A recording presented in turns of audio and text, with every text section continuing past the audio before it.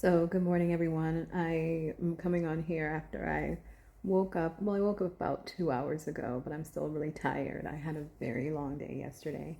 Um, so, I haven't showered yet or anything. I walked my dogs, I straightened up a bit, and now I'm going to get ready for the day in a minute. But I wanted to come on here and talk about something, and it's important to me, or else I wouldn't be on camera like this.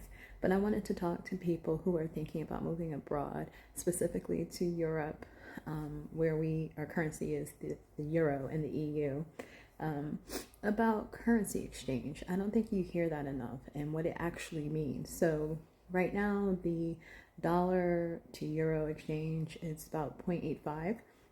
So basically, every one US dollar gets you only 0.85 euros or 85 centimos, which is basically 85 cents in the euro denomination. Conversely, it cost me a dollar 15, 16 to get 1 euro. So that means everything effectively has gone up. When I first got here, the rate was maybe 0.96, 0.97, which was really good. And at one point it was at parity, which means it was equal a dollar for euro exchange, which was great. So for example, at that time, if your rent was 2,000, you could basically pay 2,000 USD, maybe a little bit more, slightly more, to be able to meet your rent.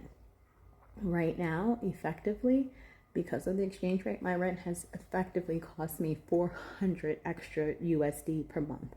And that's something for people to think about when you're thinking about moving abroad. What's the currency exchange rate? How stable is it? What do economic prospects have to do with what may happen in the future with all of your bills?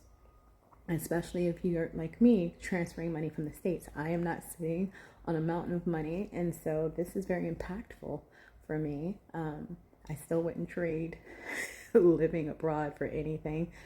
Never want to live in the States again.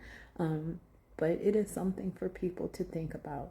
So I encourage you to, wherever you may be looking to relocate abroad, check into the history of their currency rates, check into the political situation, even globally. Regardless of what some of these right wingers are saying, the world is a connected place, and volatility in one place often impacts the climate in many other countries around the world, and that's what's happening here. So just wanted to put that bug in your ear. It's not impossible, doesn't make it something where it can't be overcome. It's just for proper planning. So if you want more information about this or have other questions, please feel free to hit me in the comments or send a DM.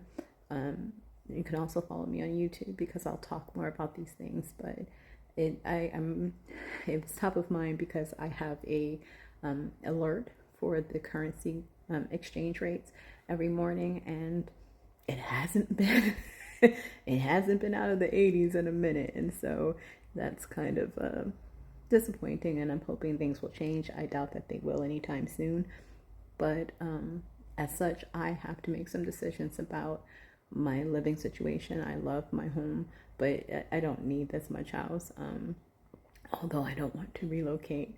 But it doesn't make sense if this trend continues for me to pay so much. And so I think people need to, excuse me, be honest about those things. Your electric bill, everything becomes more expensive, excuse me, when the dollar loses value. So if you're earning your living with a U.S. contract or what have you, then that makes a huge difference. The best thing is probably to have income in the currency of the place where you live, but that's not always possible, even if it's just as a supplement to offset the volatility when it comes to currency exchanges. So just wanted to put that bug in your ear this morning, and hope you're going to have a great day. I had a pretty rough day yesterday, which is why I look like this.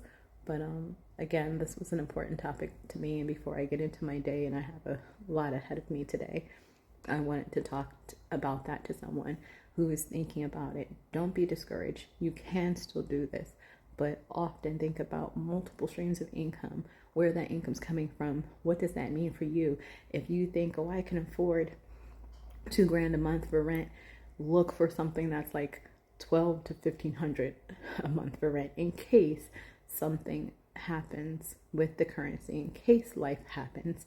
That way you're not caught flat-footed or spending your last dime, and you can still have a cushion. So hope this helps someone. Go forth, be productive, take rests and breaks when you need to, and pray for peace in the world. Ciao.